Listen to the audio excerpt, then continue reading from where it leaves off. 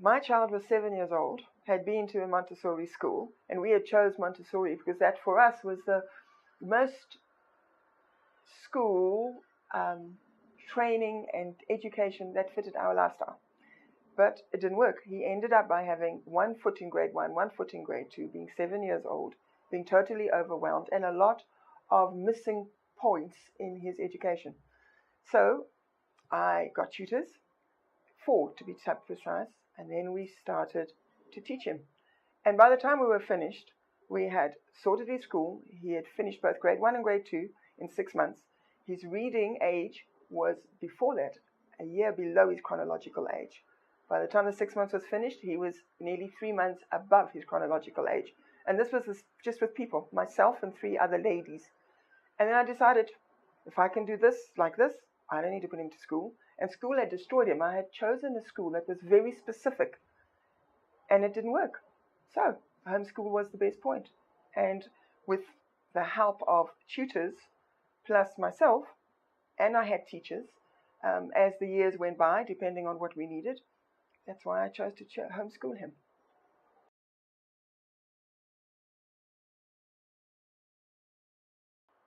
And Alana was an alone. He's a single child. He doesn't have siblings, doesn't have anybody there. And I will tell you, when he moved out of a school environment into a homeschool environment, the friends that he did have all disappeared because we were so different. I was so different. How could I do this? People didn't understand. Alana does not see any of his first 2 years of school friends anymore. They didn't understand. Remember, before that, most people educated their kids for sport or for religious purposes. The social thing, Alana was swimming. And he also chose a swimming career, which was also, if you want to call it, very antisocial, because when you're swimming, you're in the swimming lane. There may be 5, 10, 20 of you, but you're not exactly standing around and chatting. So everybody worried about the social interaction with my child. But he had interaction. My clients were there every single day. There was adult interaction all the time. So again, good or bad, Alano's verbal skills, again, going back to a woman or a girl versus a boy, Alano's verbal skills were much higher than his skills. And that's usually a girl thing, because girls talk. But Alano and I were together all the time, and his verbal skills were really high. But independent, but not, he stands back. But I think that's his personality. It's not because he wasn't socialized. It wasn't because he wasn't at school. It's his personality to be more, he stands back, he listens, he watches, and then he interacts. But he interacts incredibly well with adults. Incredibly well, always has. And he had a sharing facility. He would share with anybody and everybody. And so that, again, most people say, single child, it's going to be selfish, own child, going to be selfish. It wasn't. You just make sure that you provide the necessary things that are required. And it's no different to normal schools, Hugo, because schools nowadays, half the kids never do any of their sports in school. They do the sports outside. It's no different.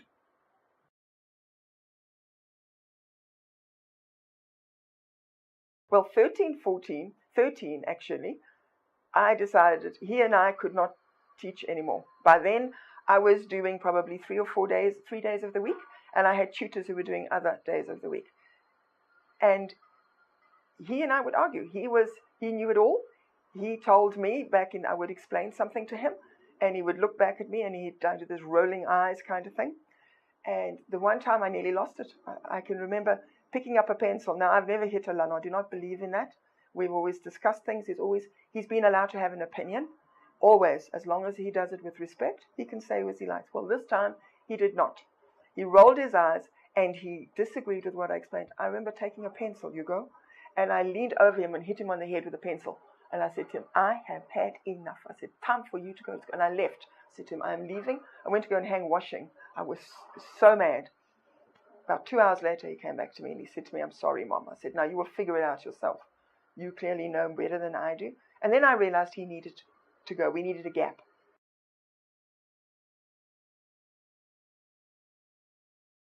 Originally, for primary school, was Clonard. And that one was from in Kloof, in Durban. And so we did from grade 1 to grade 7 was Clonard. And that curriculum is brilliant. They provided absolutely everything for you. The worksheets, the workbooks, They wrote exams, and you again could write exams when you were ready. They said to you, write exams in June and write exams in December.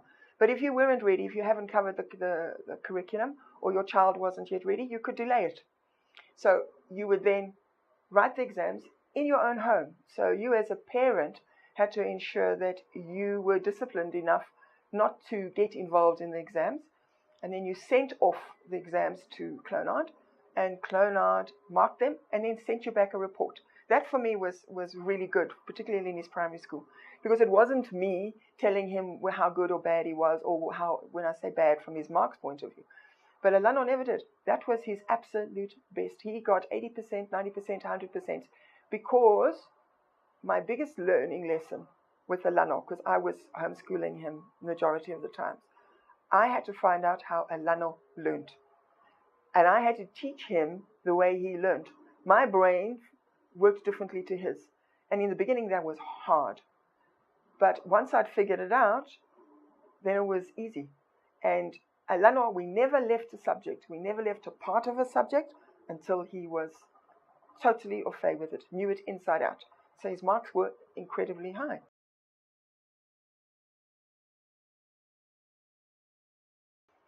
I hunted for teachers, and trying to find teachers and tutors, I always wanted ones that thought out of the box. You couldn't be a standard, normal teacher. Alano wasn't that child, and that was not what we wanted. So trying to find that was difficult. And the biggest issue was finding them and then keeping them, because life happens. I had one who fell pregnant, had a terrible pregnancy, disappeared. Find another one. I had one that taught for me. Within 2 months of her teaching, her mother got cancer, or she went to England. So from that point of view, it becomes difficult to actually standardize and keep somebody into that facility. But the good part was I could choose somebody that Alano required at the time. So as he progressed, as he changed, as his needs changed, I used to find the person that was beneficial for him at that time. When I look back at it now, sometimes that probably wasn't good, because he never had to change. Everybody came into our environment as he was required. So he didn't have to develop a lot of that until he was about 13, 14.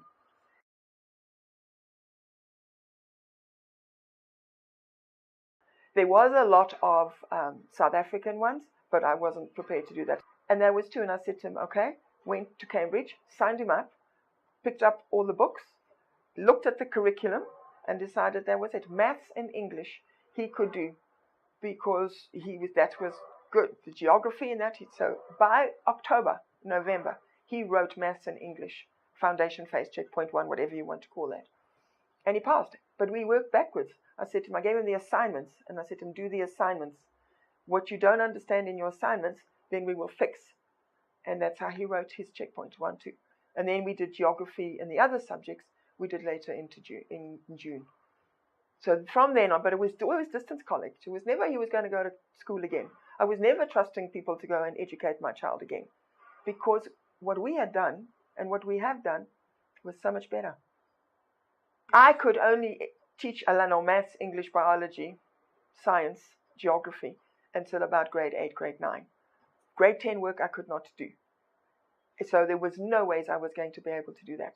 And so then I got tutors. And I was finding from that point of view, certain of the distance colleges, you didn't get the support that was required. So for me, you get tutors. And cost-wise, that does pay, that costs you.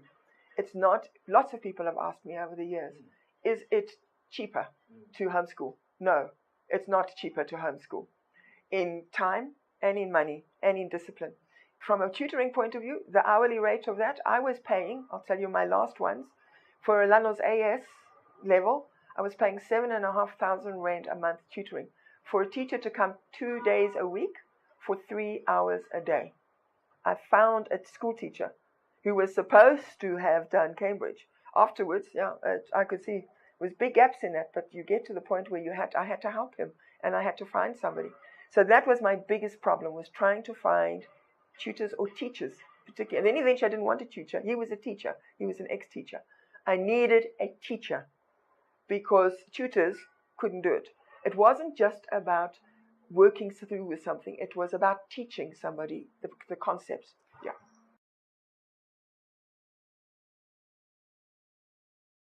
And when he had to go and write exams, that was one of the biggest anxiety, I think, was because it was a very foreign environment for him to do that. And remember too, Alano did music, and he wrote his music at the age of from 5 until 9, 10. Alano did music, and he didn't do practical, he did theory.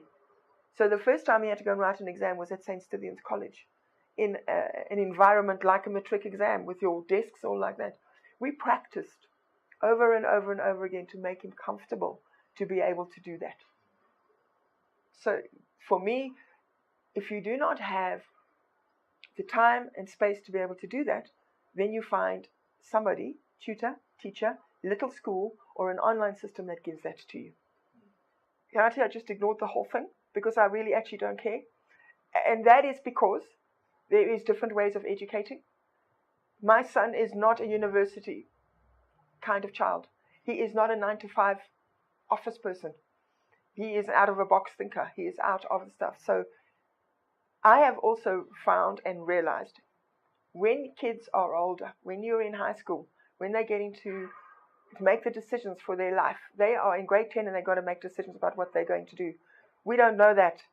And I have never ever sat there and said to Alano that you have to do this because you've got to get to university, you've got to have a university degree because you're not going to make it.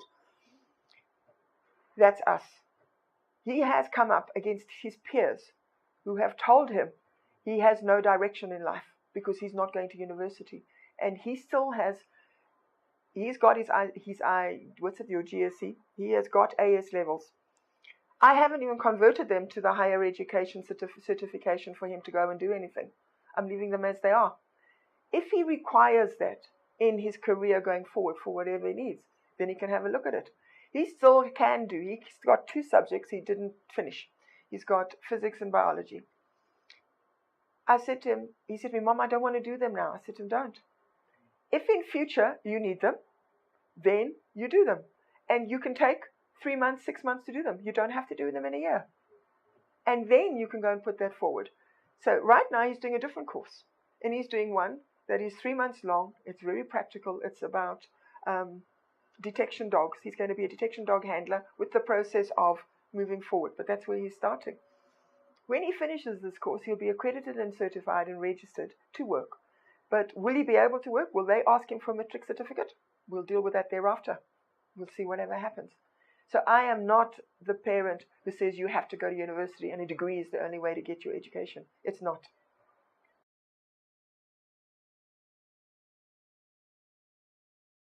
It didn't take any more time. It didn't take any more effort than it would have done before.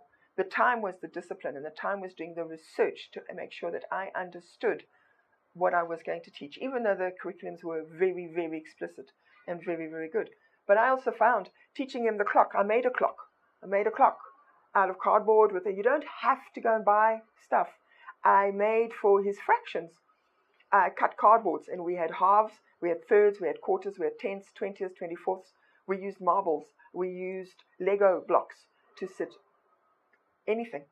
And that created unique time.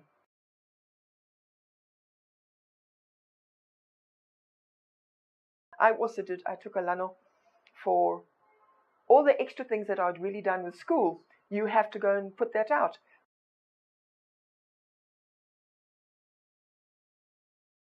And then I realized he needed to go. We needed a gap. 6 months at a little school. Again, Alano had never been to a mainstream school, ever. He'd never said yes, sir, no, sir. He had never worn a uniform. And I thought, I can't put him into a mainstream school. I can't send him to any of St. Peter's or St. John's or anything. He would fall apart. So I found this little school in Edenvale, 10 kids in a class, small, using the GDE equivalent. As well, going back, Alano did Xhosa. He didn't do Afrikaans. Now I had to put him into the school where Afrikaans was available and not Xhosa. So I chose something small. Well, that lasted 6 months. It was harder for me to put him into school, and it was more anxiety-driven for him to be at school than for me to homeschool him. Because I had to trust schools principals, teachers, not to destroy him again. And I remember going into this principal's office and telling her just that and saying to her, please believe me, I'm a hands-on mom. I am giving you Alano to go and educate him for his high school because this is what he needs right now. I said, but believe me, I'm in your office if I don't like what I see. I said, now we'll be here to compliment you as well. 7 months, out he went. And that is when I took him out. And the woman, she still said to me, when are you taking him out? I said, tomorrow. I said, he's going tomorrow. What are you going to do? I said, I got this planned. And that's when we did Cambridge. So that was Cambridge, and that was August.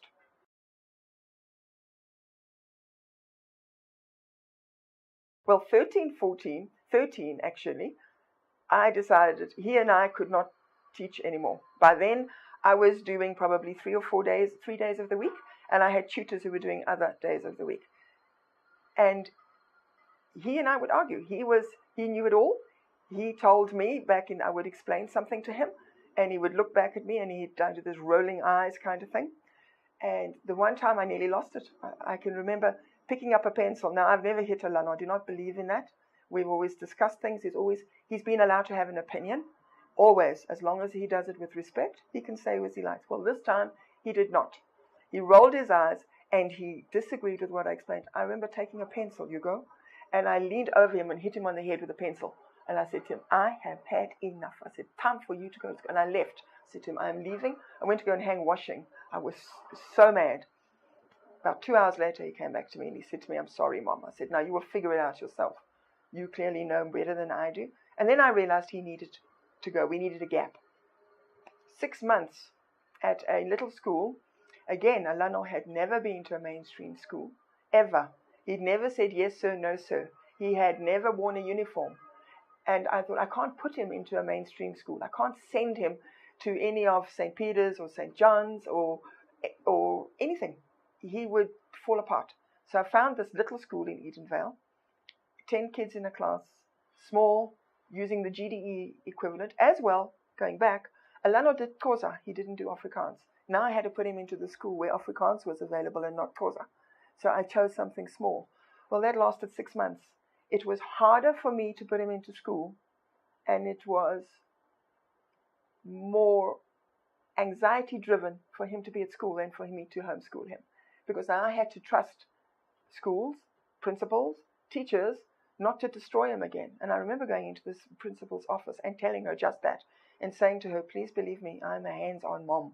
I am giving you Alano to go and educate him for his high school because this is what he needs right now. I said, but believe me, I'm in your office if I don't like what I see. I said, now we'll be here to compliment you as well. 7 months, out he went. And that is when I took him out. And the woman, she still said to me, when are you taking him out? I said, tomorrow. I said, he's going tomorrow. What are you going to do? I said, I got this planned. And that's when we did Cambridge. Is it cheaper to homeschool? No, it's not cheaper to homeschool. In time and in money and in discipline. You have to be disciplined and you have to have a structure. And you have to find that one that suits your child and you. And you can't deviate. School is from 8 o'clock until 2 o'clock. Alano never did homework. Ever. Ever. So for him, homework was totally foreign. Didn't need to. Initially, I said on a Monday and a Thursday, so I worked, again, school. School ran from 8 o'clock in the morning until 1 o'clock in the afternoon. So on days, Tuesday, and these in the beginning, Tuesday, Wednesday, Friday, from 8 o'clock in the morning until 1 o'clock in the afternoon, I did not work. I worked from 1:30 until 5 on those particular days. On a Monday and a Thursday, I worked full days, and I worked Saturdays. When it started, the subject started getting a little more complicated for me. And there was a lot that I could do, but I had to remember back to my matric, and things have changed. The curriculum has increased. The what we're going to call the syllabus has got so big, huge. I couldn't even understand half of my stuff anymore. Then when I got in full-time tutors, then I put my business on. Then I could work Monday to Friday because I was not going to have to do the teaching, but overseeing it. And I will tell you, the responsibility I felt for Alano's education was huge. It wasn't Sergio, it wasn't the school, it was me and my responsibility for that. And sometimes that was incredibly, incredibly overwhelming. I would think, I don't know what have I taken on? But in the long run, I still think it was the best thing for us. School, in that instance, was great because we could run it around. So when he needed to go to galas, when we were away for a week, was simple and quick. We could work out the school curriculum for that, figure out where we needed to go and do what he needed to do. There was also days, on Fridays, I don't feel like working today. Can we go and do something different? Of course you could. As long as we've done the work from Monday to Thursday, it doesn't matter. We can take Fridays off. I used to know somebody I used to get a lot of my books for, resources also. Now, also much easier to find. Whereas beforehand, I had a whole bunch of different curriculums, particularly in his junior school. I grouped a whole lot of stuff together. I bought, I found, I researched. That was easy. We would just take it with us when we needed to do it. And once it was done, it was fixed. He used to love puzzles. So that was incorporated. Alano loved projects. So we would take a subject and we would do a project that was totally non-curricular at all. And just say he did one on Formula One versus Formula Renault motor car. He had to do the whole thing, research it, put it together in a whole thing. We did one on guitars. How is an electric versus an acoustic guitar? Because that was his interest. When he first started, he was all into dinosaurs. He was 7. Dinosaurs were the thing. And Janice then did maths, English, geography, history, everything based around dinosaurs. Everything. Themed. And then thereafter, he was into knights. Well, Janice, this is why I said this Montessori lady, she's not a Montessori, but she was Montessori. She was the best kind of educator. They took him to the castle in Kyalami. They came back and they made swords and a helmet and a shield. And I would walk, and she would be jousting down my driveway because Alana and her were now acting out the story and the theme. So he was allowed to do that until high school. And high school was a different thing. And so sometimes I think in some ways school would have been better for him in high school more than junior school. Yeah.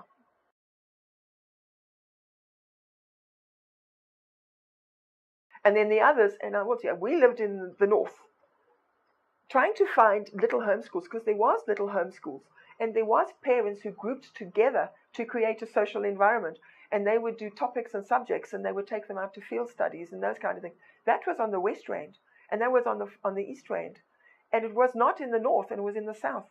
And I was chatting to a teacher and a company that was providing tutors, and her words to me were, where people have money to spend, they do not put the time in themselves. They pay people to give education to children. So they'll pay for the extra tutors, the extra lessons. Whereas people in the South and the West seem to be on a different financial level. Now, this is not as it's, I'm just generalizing, and they wanted an education system. I joined a online type support group from a woman who had homeschooled 3 of her children all the way through to matric. She was phenomenal.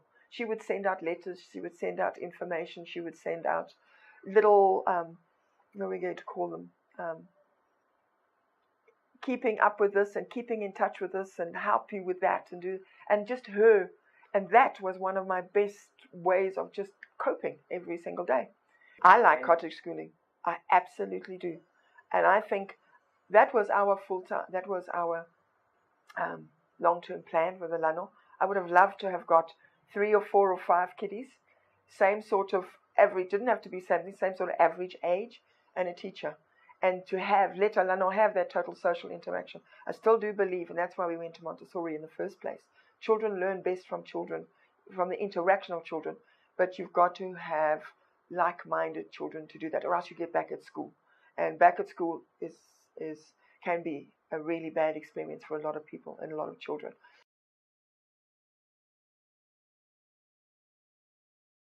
You as the parent, you have to, and some kids are different. Alano works better and learns better when he's standing around, moving around. Again, big advantage to homeschool.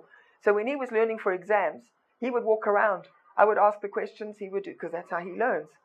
And he would walk around and jump up and down here and do over there, and that's how he understood. If I had kept him sitting in front of a desk, having to write it out, like that's how I learn, he would never have done.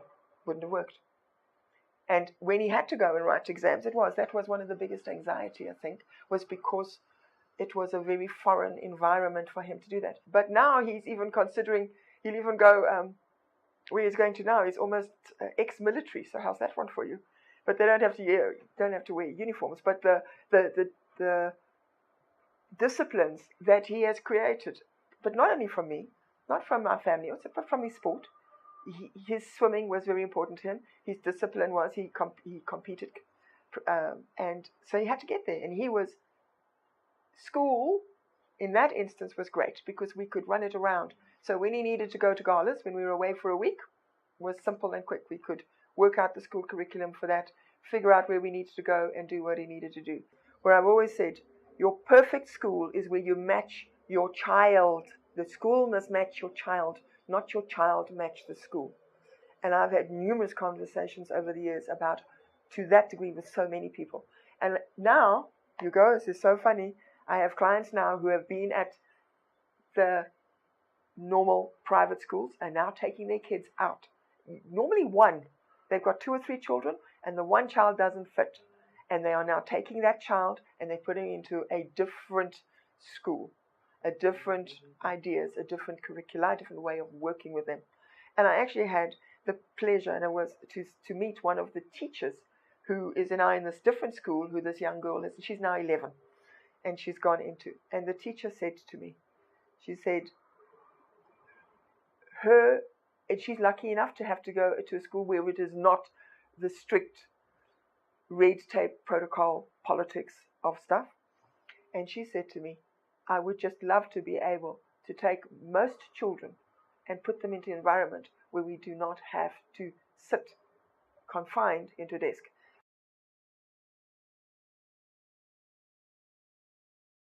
And I think that is particularly for younger children. When they get older, when they are reaching particularly your high school, that's where I think things like the Cambridge online system, any of that works well. As long as you have the interaction with and the ability for somebody to support. Because it is really hard for the child trying to figure out what to do. And lots of people go and they tell me, oh, but you can do it on internet. It's also hard to find stuff on the internet that talks to the way your child learns. And that I found difficult. Things like for biology, for dissections and stuff, that was brilliant. I found so many things, and there's a lot around.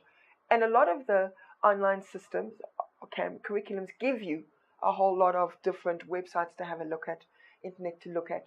So we could find. So when Alano had to do a dissection of a frog, I was so pleased I didn't have to dissect a frog. I was so pleased. But we could do it virtually online. So it was perfect. Yes, so we could do all of that. Somebody else could cut this little frog open and have to do those type of things. But the other experiments for science, for physics and chemistry, yes, you get given a little kit, and then you have to go and find your stuff. And